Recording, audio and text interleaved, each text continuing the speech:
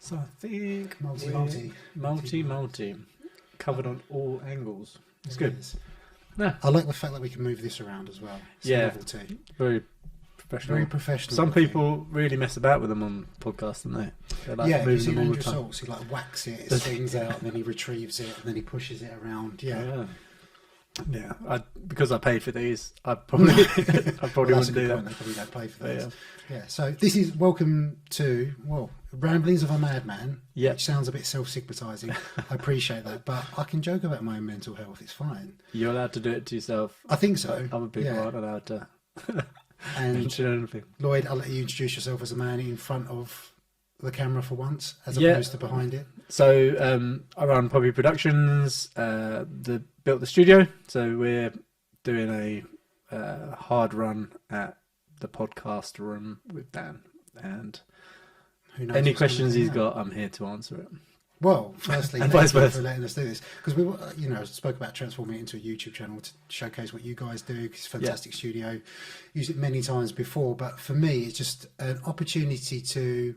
I think like just the way that everyone is competing for everyone's attention at the moment with social media. It's got this performative taint to it. It's everything is in a snippet. I don't tend to think in 15 seconds. I don't speak in 15-second segments, but that tends to be the only opportunity you have to capture someone's attention. So for me, it was just a safe space, I guess, just to talk about stuff quite freely, without judgment. I'm going to say some stupid stuff. I think that always happens when you say live stuff anyway. But the Ramblings of the Madman came from... There is a stigma attached to mental health. Mental health is something I feel especially passionate about. But working in the physical health space as well, I just thought it'd be really cool just to open up, explore conversations. Yeah. They are really linked as well. Like, they're intertwined. They are definitely, and I think that's part of the reason why people that experience poor mental health, they experience aches and pains in their bodies. There's no physiological explanation for that. People that are injured, then that has a knock-on effect to their mental health sometimes as well. So for me, the health discussion, there is no separating the two really. Yeah, no, I get that totally. So I always have to squeeze in my gym in the mornings. Like, sometimes don't feel like it, and at the moment the weather's awful. Like really early in the morning. It's just dark, isn't it? It's not the weather; it's the light, I guess. But yeah, I don't think I fully suffer from that seasonal affective disorder, but I definitely think it is harder when everything's darker, more miserable, it's wet, it's cold, to motivate yourself in the mornings. And that's like, I think motivation is kind of a theme of this, if you like, because there is never a right time or the best time to do something.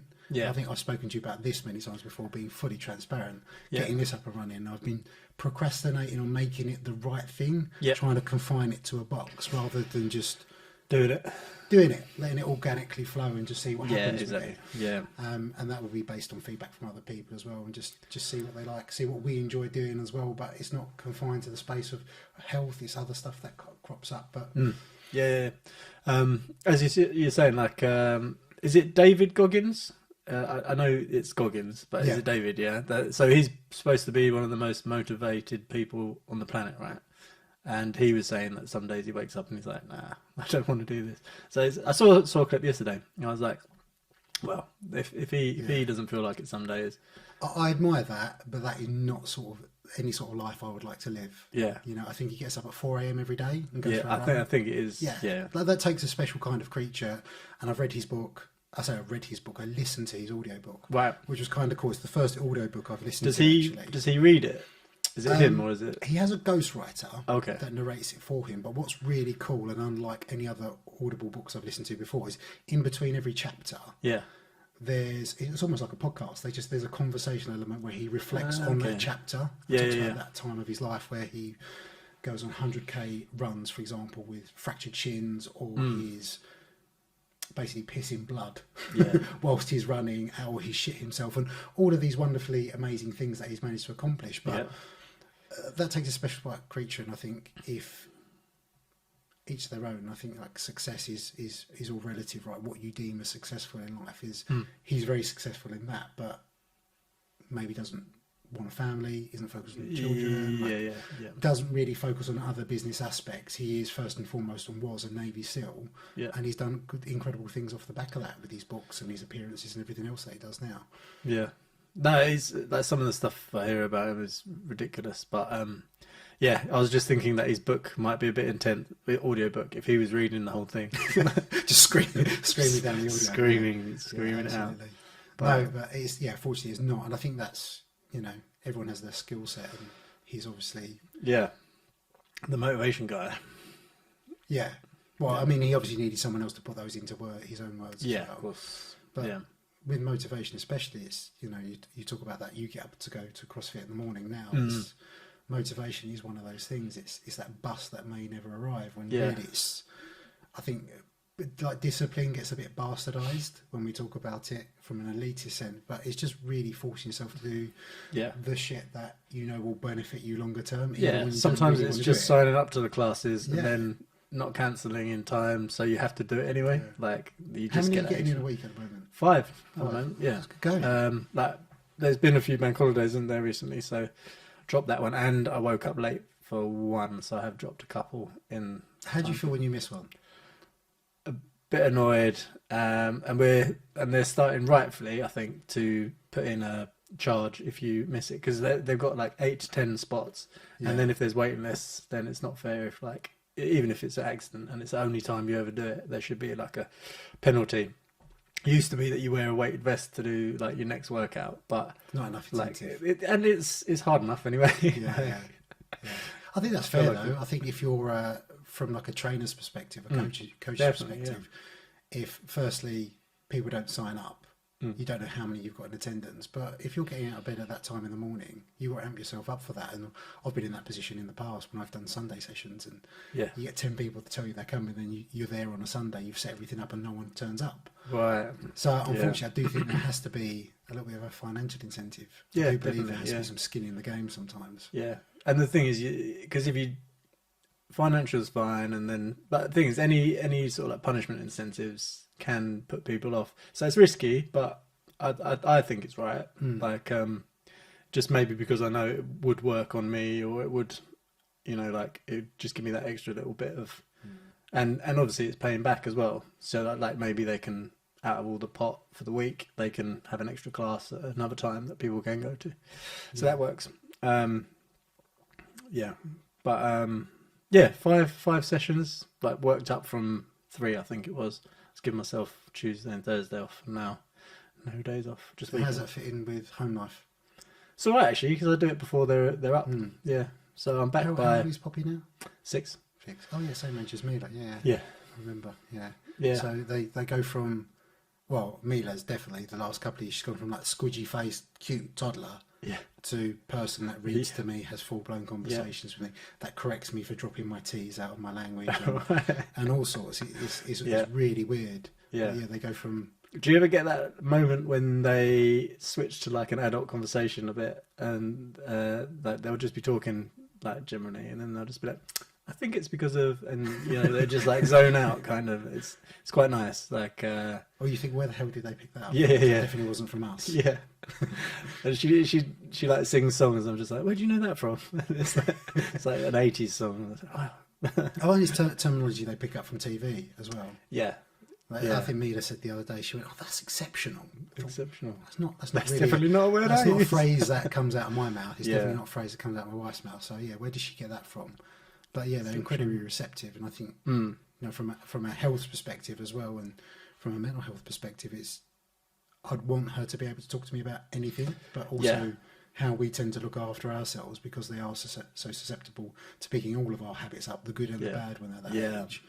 It's quite cool to see mum and dad looking after themselves, but not necessarily for aesthetic reasons, like eating rabbit food to look a certain way.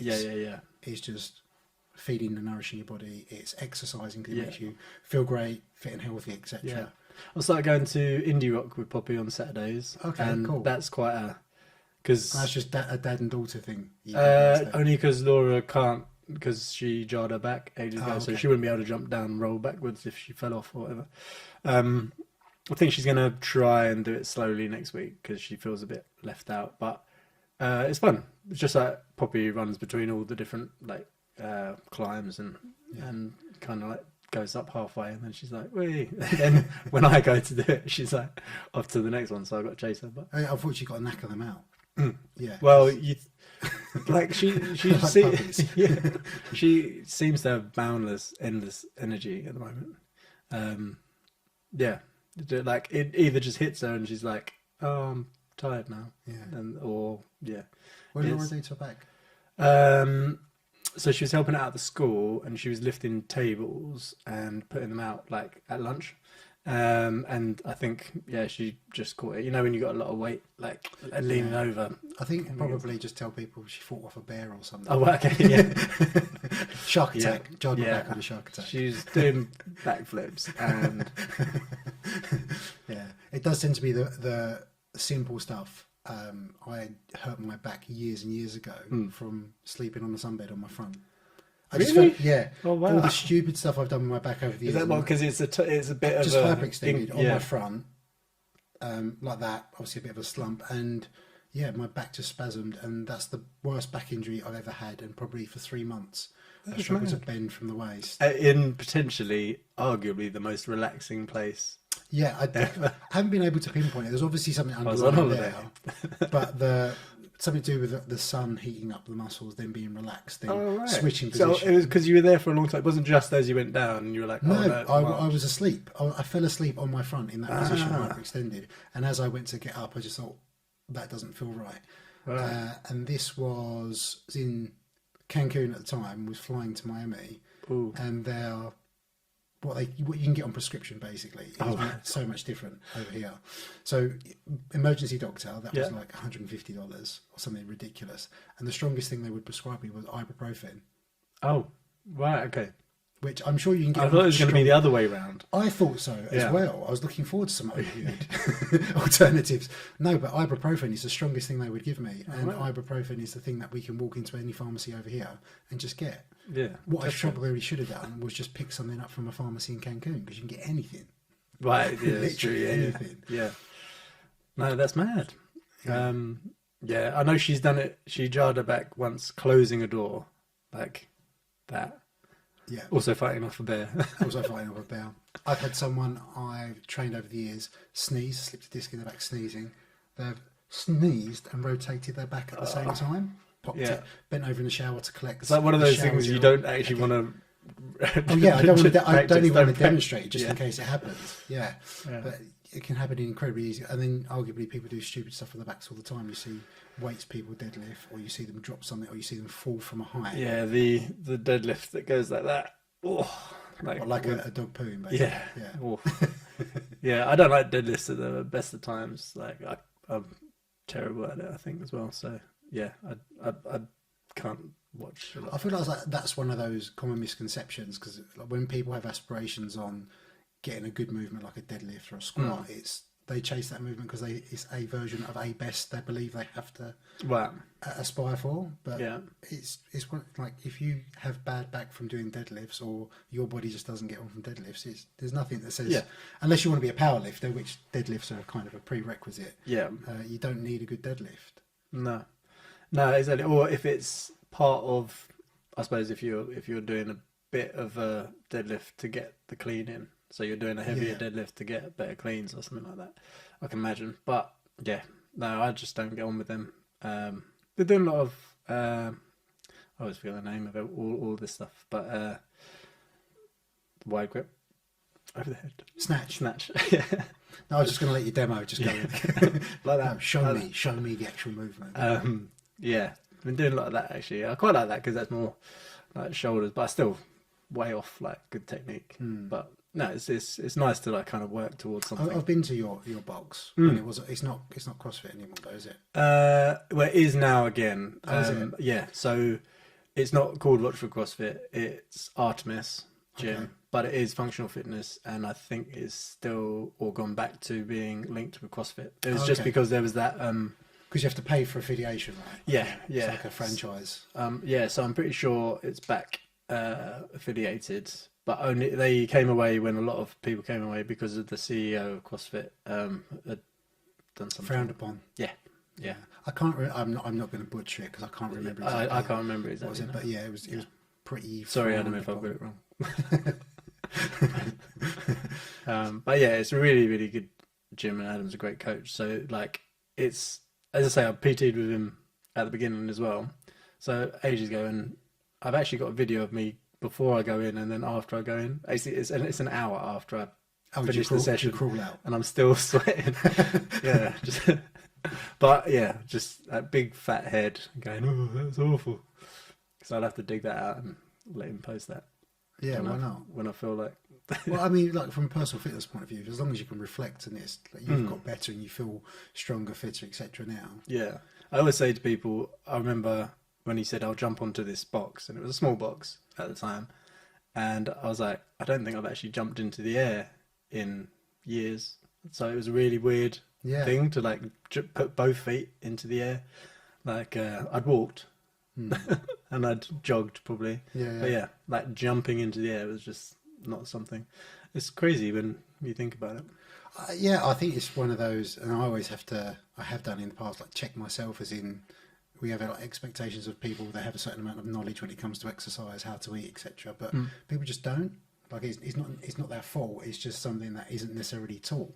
Yeah, I don't remember being taught those things at school. It's only because I've actively gone out and kind of pursued that, like you have with CrossFit, that I understand those things. Because when you speak to most people and you say, and I will demo this, is I've said to people in the past, like flatten your back. Yeah. I've gone, like that. Because they don't know how it looks, or they don't know how it feels. looks. They don't know what to do with their body, just because they don't have that like kinesthetic awareness of where to position things. Yeah. So we do tend to take for granted what people know and what they don't know. And I think I'm still a bit like that, because when the coaches demo stuff, I'm looking at it just going, how do they like snap in the middle and like, and there was like slow. So and I'm like, I can't go much slower, and then snap, and I'm just like, no idea. It's like any other skill, isn't it? It's just practice. It is. But the fear of not getting something right, because none of us like being shit at something. No. I think that is the roadblock that stops most people from starting. I remember feeling like that with jiu-jitsu. How is that going? Like I really enjoy it. It's as much for my headspace is for the physical, and I've heard it described as violent meditation, and it is that, because I sometimes struggle with being present and fully engaged with things. Because you'll understand this when you work. There's a lot of like, it's kind of chess moves as well, isn't it? A bit. Yeah, you're thinking moves ahead. Yeah, it's not just. I think when you initially start, it is more reactive. You are just reacting to what your partner's doing, and sometimes that is not in the most appropriate way. That is in a way that's going to potentially injure you or potentially injure your partner. Right. But the more experience you get, it does get a bit more methodical. But when you're learning a new skill, I'm fully engaged in that. I'm not thinking about my to-do list or what I haven't done. It's just I'm there. That's one of the things people say is like, are you anxious when you're at the gym? Like, as in, are you anxious when you're doing your workout? Like, you probably are not. Like, no. And it's a good thing to realise that if you actually get over and to do it, then you're going to get rid of any I do similar to you as well. I do the morning session, because it's not you haven't got time to procrastinate. You're up at a silly hour. So the jiu-jitsu in the morning. Yeah, we have a breakfast club at 6 a.m. So I get up just before 5. But I've packed everything the night before. Everything's downstairs. Everything's laid out. It's good to go. So it's just throw it on and get out the door. But how quick do you get out the door? I'm a faffer. I say I'm a faffer. I don't like being pressured on time. Right. So what should take me 20 minutes, I give myself 40 minutes for. Okay. Because I don't like being rushed before that's just me. I'm weird. Yeah, but you have everything prepped in the morning. Yeah, like my bag's packed, stuff's downstairs. And then how long to get to the club? 25 minutes, half an hour. That's a little way. Where is it? It's Rayleigh. Oh, right, okay. Rayleigh. So on a good run, 127 is so unpredictable. Yeah. Which is why really, again, the morning sessions work for me, not only just from that procrastination. Is travel time. It's going to take me a maximum of half hour to get there, hour training session and the same back. Whereas I've done that before in the day. And it's taken me 50 minutes to get there. I've been late for the session. I've ended up training at the gym down the road just not to waste the journey. Wow. And it's taken me 45 minutes to get home. So what's normally max of a 2-hour round trip turns into 3 in the day. That does kind of make a difference for work. Whereabouts is the club? Is it the Weir? It's by base jump. Okay. Well, it's not at base jump. It's by base jump. It's a bit further down around that bend. I know that area, yeah. Brook Road. Is it? Brook Road? Industrial estate. That's the main road that goes all the way to the end. But it's the same crowd. It's the level of like everyone's come up at the same time. So good. Yeah. Not that because I'm on BJJ talk on TikTok. I don't know why. It must be just because I paused. You watched a couple of that's videos. Interesting. Yeah, but so Come down. no. Well, that's the thing. First of all, it doesn't take much for me to just be the sweatiest man alive. That's part and parcel of it. And second, so I couldn't put other people through that, especially like going on top of them. And then second of all, I wouldn't want to be shit for too long. But, well, I mean, but the only way you're not shit for too long is if you keep going. It, And to keep watching TikTok. Don't worry, I'm one of those people. Anything above walking pace, I'm sweating. Yeah, that's it's efficient. It is efficient. It's your body regulating its temperature. That's what it does. Yeah. But it is I don't know. Should I say that? Intimate. It does get intimate. Yeah. You have to just get over that bit. You do, because you are bumping uglies to a certain degree. And there's no way to like progress if you can't do it on Zoom. No, to make it sound a bit weirder, you're essentially whatever floats your boat is you're exchanging body fluids with other men and sometimes women at that time in the morning. Yeah. Yeah. Get it where you can. Yeah. No, that's cool. No, I might, as I say, I'll have to get into that because obviously I'm interested, and I do think that it's one of the best martial arts. Like, I'm a pusher. I'm game for like coercing and manipulating anyone I possibly can and starting. Do this thing. It is for me. It's been life changing, and I find like it's been a real sanctuary as well. Yeah. So when you're saying about the booking classes, so for example, after lockdown, I would still go down to the club. We had separate areas when you couldn't, obviously exchange bodily fluids, but then it became, because you would almost it wasn't really planned, but we'd created kind of training bubbles to work with. Right. So everyone was on an understanding is like most people would regularly check. Anyone had a sniffle or anyone felt a bit under the weather, they'd stay at home. So you're really reliant on 2 or 3 people to look after themselves because there's a huge element of trust that goes into that. But also, if you don't show up, you're potentially letting them down. Yeah. So I got into the habit of, not something that anyone told me directly, but I was almost letting my training buddy down by not being there, which I think for me just added another layer of accountability. Yeah. So if I don't go, I'm not letting myself down. I'm potentially letting someone else down as well. Because if none of our other training partners, and if you know that you're pretty much the only weight that's like even, like to that person, you're like, well, if I don't go, then they've got no one to roll with or whatever. Yeah, exactly. And I think just from an accountability point of view, but it's like just on a human connection point of view, seeing the same familiar faces when you couldn't see that many people or people didn't have the time to. Yeah. I'm sure you know what it's like working for yourself as well. There's always stuff to do. There's always a reason to say, no, I can't meet up or I can't do something. So something that's a hobby, which is great for you, great for your headspace as well, but always got that human connection element as well. Yeah. I think it's really important. Definitely. And just being active, like when I must have had 2-3 years of like super low activity, and probably tucking away 3/4 of a bottle of wine a night as well, just because.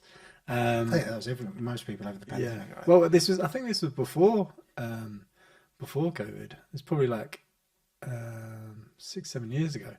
But and then I was like, no, I've got to do something. So then I started PTing. And it is like definitely something for yourself, like to keep yourself fit, like, well, and others, I guess, as well, isn't it? I suppose when you got a little one, you want to be as healthy as possible. Yeah, I think so, especially when they get to 6. Yeah, and they get really heavy. Yeah, really heavy. Yeah. Well, with Jax now, who's 1. Oh yeah.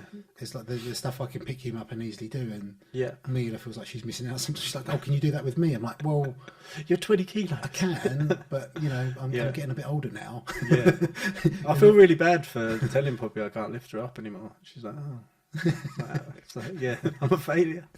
But but I don't have 2 to juggle, so I haven't got any excuse really. But yeah, when we were on holiday, she's like on shoulders, and it's like carrying a sandbag, like 20 kilos. She's not quite 20 kilos, but 20 kilo sandbag on your shoulders. Walk down to the beach, like 2 miles or whatever. It's an endurance event. Yeah, that is. Yeah, I wouldn't want to do that just normally. So, but yeah, again, I think it's that instilling good habits on them. So if they, just from a health point of view, not necessarily from a changing the way they look or fitting in with a certain crowd point of view, but just like mum and dad take care of themselves. Yeah. You know, from nourishing their body with good foods and Yeah. physical activities. Just, you know, I think that's the one thing I think is discounted with physical activity. Is so many people I've met over the years, that is their sole means of just changing their body.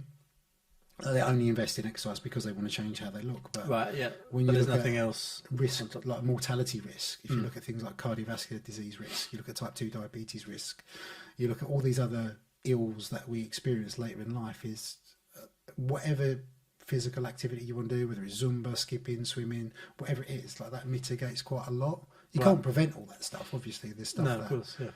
Genetic or yeah, unlucky, just out of our yeah. hands, unfortunately, and that is it. Just there is some unfairness associated Yeah. with some people, is they can do all the like seemingly right things, Yeah. and unfortunately experience the worst, which is kind of why I've got a bit of a problem with this whole food is medicine rhetoric, Oh, okay. Yeah. because it almost implies like there's blame there. So if you Right. get sick, that's because you haven't been looking after yourself. Yeah. That's because you. There's haven't no been looking end after- to nutrition, though. That's the thing I found, is that you can do everything, like, and you can balance it out pretty well, but there's always some other, so there's like another herb or whatever that you can add into your diet to boost something else, you know, like another supplement or something like that.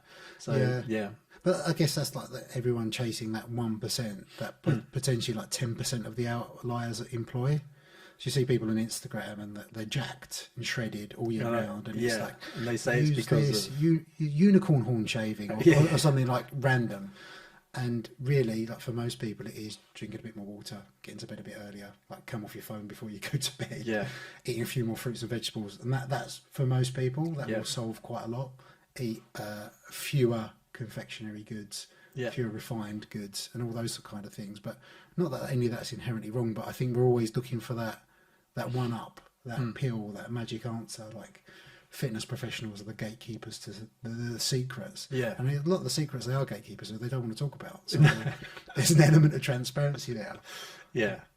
That's the thing. I was talking to Haroon actually the other day. We were just going over like there's some big old people that you see, and like everyone seems to be claiming this or that, and some people are like really like what's it, truthful about what they do and stuff like that. Especially like on TikTok and social media now, there seems to be like a whole thing about exposing others and making sure you're telling the truth, like the Liver King guy or whatever. Obviously it makes a lot of sense for him to say that he's natural, but look at the size of him. I think there's just having a realistic outlook on things, and my feelings are mixed about it, because I do feel like it's a catch-22. It's like we almost demand more transparency of people, but then when they're too truthful, I think that's potentially dangerous as well. So part of that culture you're saying, like TikTok and Instagram, is there are people that are transparent, which I think is good. That's helpful for people to know in terms of like what's realistic, but also they're divulging too much. So when they're sharing dosages and compounds and what they take in a day, I think that whether the intent is there and whether they are clear and explicit, this is not what I'm recommended, there are people that are out there that will try that. Yeah. Because they still think, no matter how much they caveat that with, if you take these dosages of these substances, you will not look like me. No, exactly. Someone out there as a young, impressionable kid is going to go out there and try it. Yeah. So, each their own. There's no judgment on anyone. But I think if you're using, the problem I have is if you're using your body to sell something under the guise of being natural, like the Liver King, like Mike O'Hearn used to be the American Titan. I mean, he's been challenged over many, many years. I do get it from a brand sponsorship point of view. We look at Dwayne "The Rock" Johnson. Do we want our superheroes to be less jacked? I don't think so. So are we enablers? Are we part of that? Probably. Yeah. But Chris Hemsworth in that was the other person that they always mention in the Rock and Chris. I'll be totally truthful. I think if someone pitched a movie idea that I knew thousands of people would see, my training was covered, my nutrition was covered, I'd have the correct upkeep in terms of a medical doctor, that I probably would. Yeah. Being entirely truthful. But I know certain brands are associated with that, so they can't be too true. The problem I have a little bit, and I say the problem, I just think it's a bit of an issue with like Chris Hemsworth, for example, is he also has a fitness app. Right. Okay. which he does hit workouts, he does band workouts, and it almost So it's the underlying message are if you do these workouts, if you buy my app, you can look like me. Yeah. Doesn't The Rock have one as well? Does he? Well, Possibly. I know there was a Get Up with The Rock thing. Possibly. Yeah. Is it Marky Mark as well has one, or Get Up? Yeah, it has his own line of supplements, and the Liver King has a loan. You know, Yeah. with that they are using themselves to position themselves in a certain way to not directly suggest, but the underlying message is if you take these things, if you do what I do, then you can look just like me, and that's the dishonest part. I suppose it's the male version of. Is it the male version of makeup? Potentially, Or male version of plastic surgery, or what would it be? I think it's just generally and broadly it is a body image thing, and I think men, it tends to be like there's this more linear approach in men have continually got more jacked and leaner. Yeah. But that's kind of what we demanded from a societal level as well. Yeah. Because we want our, and if you like the big guy, the fat guy, the funny guy, the one that never gets the girl has always been kind of dad bod. Like, and that's just generally the consensus. Yeah. If you look at Hollywood and everything else, whereas you look at female bodies and how they've changed over the years, that's been, I don't want to say evolved, it's changed. You look at 90s like Kate Moss, size 0 to Kardashian, more voluptuous, curvy. Yeah. And again, there's an element of transparency there, right? So BBLs, for example. Yeah. I was going to say that. Yeah. So setting a program in which like this builds your glutes, or by the way, do you know what else I do? You know, another. I think I'm giving them too much airtime. Not that it really matters. The Kardashian thing, like I forget the youngest sister's name, the one that is a billionaire, who's apparently self-made. Chloe? No, that's the one of the other. The one that has the makeup range, the one that sells a certain lipstick, which gives her lips. She's not the youngest. Is she the one above? No, she is the youngest, isn't she?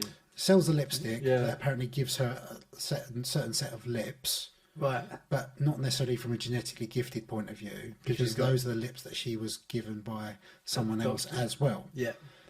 Right. So it's like a plumping, but I've also got a head start. But it's probably not even plumping. It's probably that she's just, unfortunately, like wealth goes into wealth, and she has the money to. That's true. Yeah. And again, like no judgment. I think in those situations, it's a culture that we create because Chloe, the one, I think she's like the oldest. Mm-hmm. She gets scrutinised for having a certain amount of cosmetic surgery. Yeah. But she has also been scrutinised over the years for being, other people's words, not mine, the ugly one. Oh yeah. So if you spend your lifetime in the spotlight being called the ugly one, yeah, of course, yeah. You look at Michael Jackson, you look at all this elective surgery that actors and celebrities have. They are all merging into like one look, though, aren't they? The sisters, is that right? They all look quite similar because they used to look quite different before. I thought, because when Laura used to watch it, I used to watch sometimes. Yeah, and then that's one of those things. Oh, I'm not watching this. You can tell the difference, but now they all do look like, especially photo shoots and stuff. Yeah, they look a lot more similar. I think that's part of their personal brand, though. They're like family brand, because But there's elements of and conversation around like the cultural appropriation stuff. I don't know whether you've seen this with them. Kim, for example, is when she was married to Kanye. Yeah, she did go for the slightly more voluptuous look, in which her hair was dyed a lot darker, her skin was a lot darker from a tanned appearance, her bum was a lot bigger, and since separating from him, she has gone back to like her bum shrunk. What they've termed a whitewash. Everything shrunk down a little bit. Something that again fits in with more of a conventional norm of a slim white woman. Her skin's not as darker, so I don't know whether that's a deliberately trying to capitalise on a certain audience. Well, maybe they're making stories out of whatever they can type thing. Possibly. But it might be a bit. It does make a bit of sense, though. Yeah. To be honest, logically. Yeah. Like you style yourself to your handbag, why not to who you're dating? Well, possibly, and I think it's certain elements are more attractive from a branding point of view and sellability point of view, and what they do sell, which is they sell absolutely everything, right? Yeah. They sell documents, their lifestyle, exactly what they're doing when they're doing it. They release certain clothing lines, lip liners, etc. So this we're part of the problem. I know exactly, but that's the thing. Is like you can't turn a switch that also tells everyone else to not watch it or to not get involved or not give attention. So yeah, what can you do? And then you're like, oh, well, if I can't do anything, I'll just watch it as well then. Yeah, And yeah. then, yeah. It's like Love Island. I find there's every year it comes out in the press like the problematic aspects of Love Island. It's costing people that take part in it their mental health. You know, Yeah. you've heard of tragedies over the years. Caroline Flack just as an example of that. But every year it's on. Yeah. So we're highlighting the problems with it, but then we'll watch it for however many weeks it is. Was it like it's effectively a whole summer, isn't it? It's like up to 10 weeks or something ridiculous. Yeah. So as long as it sells and makes money, we're good with it. Yeah. Or it's entertaining, we're good with it. Yeah. Yeah. I think it was. I think they did say that they were gonna do like whole aftercare packages and things like that. Not packages, but you know, like aftercare on the production, from the production like end basically. So My question with that is like, when you're exposing people to an unknown entity, like how do you best prepare for that? yeah. Because No, exactly. And also they fly them out all over the place to like do their appearances. Like while it's still to play up to yeah, that yeah. persona. So how are you gonna like chill and be like okay with Yeah. getting sent out of like the only place you know for the last couple of months? You know, like And you're getting feedback from hundreds of thousands of people telling you exactly what they think of you based on a all snippet at once. of your life. Yeah. Yeah. Or how other people have, like, because I'm a video editor as well, or you know, like if you leave certain things out, Oh yeah. you know, like Yeah. someone could say please and thank you at the end of their thing, but if you cut that out, they'll be like, that guy's really rude. Yeah. Yeah. But Yeah. it's Well, to make those dynamics work, they need certain saviours and they need villains in there. They need some people to be outspoken. So a lot of that's in the casting because they know someone's going to go in and just tear stuff up. But well, there's a performative aspect as well. I think I watched Big Brother years gone by. You could tell when people would go in with a game plan. They put this persona on for the cameras on their casting. They're going to be that. Yeah. He was the first, wasn't he? The first like a game plan was and like then get it exposed. Yeah, that was crazy. Like, but that was still an unknown, really, back then. What was that? That was only on for a few series. Yeah, I think he was in like the second one or something like that. Yeah, they're bringing it back next year. Saw that. Yeah. And I'll say all this, and I'll probably watch it. But they're bringing back the normal one because they have done Celebrity Big Brother, haven't they? Like, but they're doing like normal. But it won't be. It will be people who have got big social media followings, like 200Ks. Well, they're going with an angle, and I think that people have aspirations of that now. That is a genuine, legit. I just want to be an influencer. Yeah, that's how I want to make my living. Is I want to do sponsored ads and influencers that I know of. When you're getting paid 20 grand to do 2 grid posts, and just do this. Yeah, do this, pop up an ad and get paid for it. I do see the attraction of it. It's not necessarily something imagine. I think I want my kids to go for. But then, would you be concerned about it being short-lived? Like, or would you think, well, if I get too old for that, then I'll just do, you know, like I'll talk about my home or whatever. I'll go on to like home from an influence point. Yeah, so like if you're no longer I suppose your fans grow up with you, don't they? So like maybe if you start off in fashion, then you're talking about like homeware, like you have a kid, you talk about like baby wear and stuff like that. It's so diverse for so many people, because I'm speaking from a health and fitness point of view, is there are people in my industry that do toothpaste, they do vibrators, they do, you know, it's not just health and fitness based stuff. Vibrating toothbrushes. Well, I mean, I'm sure there is some out there. There might even be toothpaste that you put on your genitals. I don't know. Who knows? But they will just sponsor. I think because there is that realisation that is a finite amount of time that you have to do that, because again, it's part of that's based on your appearance, right? Is happy, of course, happy, healthy, attractive people are better positioned to sell beauty products. Yeah. So what they and also what they're, because I suppose some people might start in one niche and then realise that actually people prefer you being the funny, geeky one or whatever, and then they turn from that. Then they actually get to be themselves. Then they find that they can sell, you know, bits and bobs, you know, like. And do better. They can sell their soul, which I think a lot of them do. A story for another time. But I think there are probably smarter ones that accept that this is the influence of life, but I'm still going to squirrel away a good amount of money. I'm going to invest in property, so when I do eventually have to come away from here, because there's also tying in your identity to then rely on a social media platform to make a living, which is Yeah. each to their own. I mean, it's not something I ever want to do. Yeah. Like going all in on MySpace in the 1990s. Yeah. What happened to MySpace? It's still around, supposedly. really? Yeah. Just nobody ever. Yeah. No one uses it. That's kind of like Facebook, though. I don't like Facebook. Yeah. I rarely go on. I get like notifications and the social media goes on to that as well because they're linked on the Instagram. But yeah, I don't go on too much because normally I have to tell my mother off for sharing stuff she shouldn't have. Really? I do. She's like, that's not totally PC, mother. I'm not suggesting your mum, but what I found over Facebook over the pandemic, it exposed a lot of people. I didn't really know that much about them.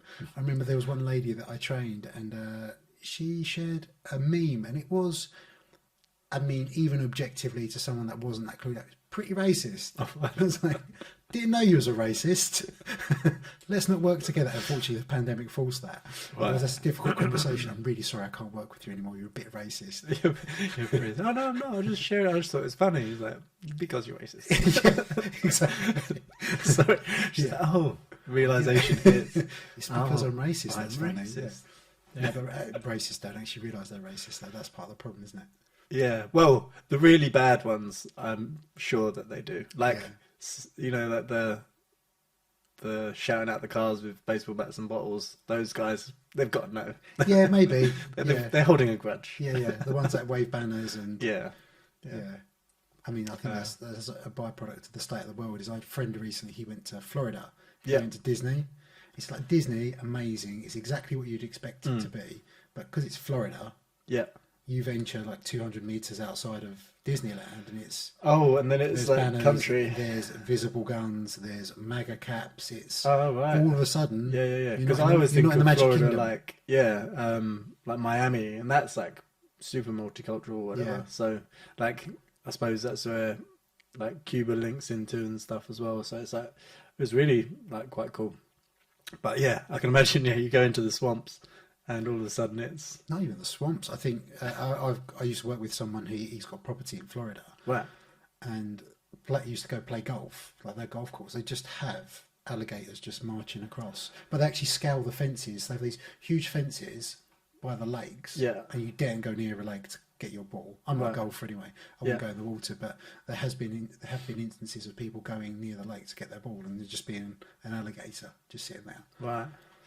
I remember there being signs like when I was in the States at Mexico actually, walking along like a sidewalk and then just like alligator signs. You're like, I'm not going to go down that way. Yeah. I'm going to cross the road.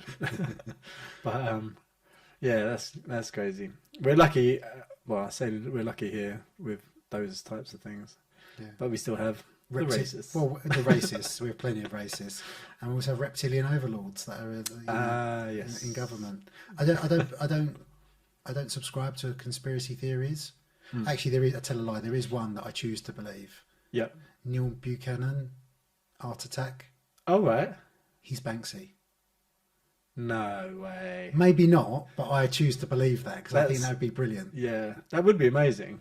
But the first thing that comes up is that I heard that there were people in like squats that lived with the person who is Banksy. Or maybe Banksy's multiple people. He could be, or he has. She could be, or she could be. They could be. Yeah, Banksy. It would be IE. You've decided. Maybe we've had it wrong this whole time. Maybe that is how Banksy wants their name spelled. Yeah.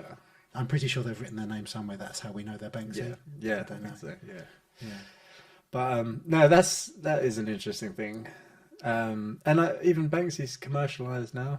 Like a lot of his stuff's kind of a setup. The shredded thing I'm thinking of. Yeah. I think that was a total setup.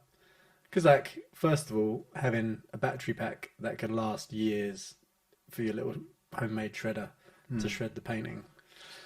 That sounds like you would need the skill set of someone that makes bombs as well.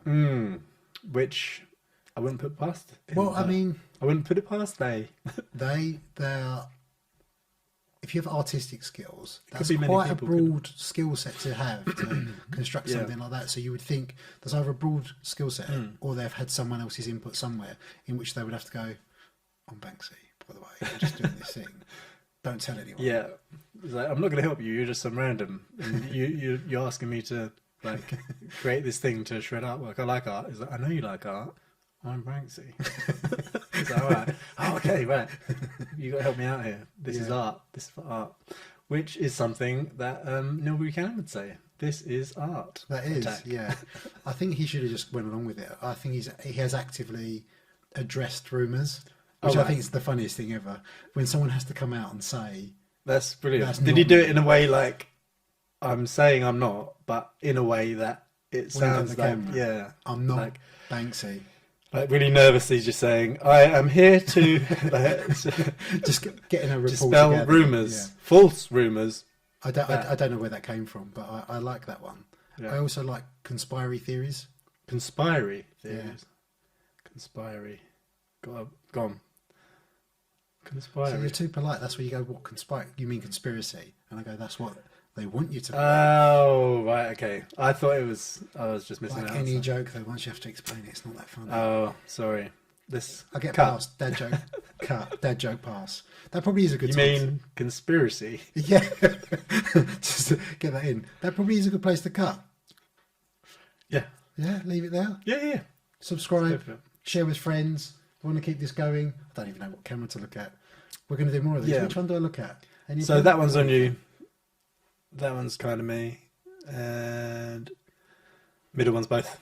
So obviously if you're listening to this, you won't see me looking at different cameras anyway. But if you're watching this, please do share it on the YouTube channels and other YouTube users and subscribe rate. Obviously if you've got anything hideous to say or negative, keep that shit to yourself. No one wants your negativity.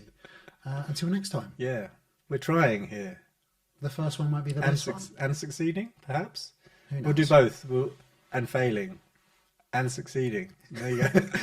Edit those in. Edit those. So we've got options. But not for the podcast, because they've just got the whole lot in one go.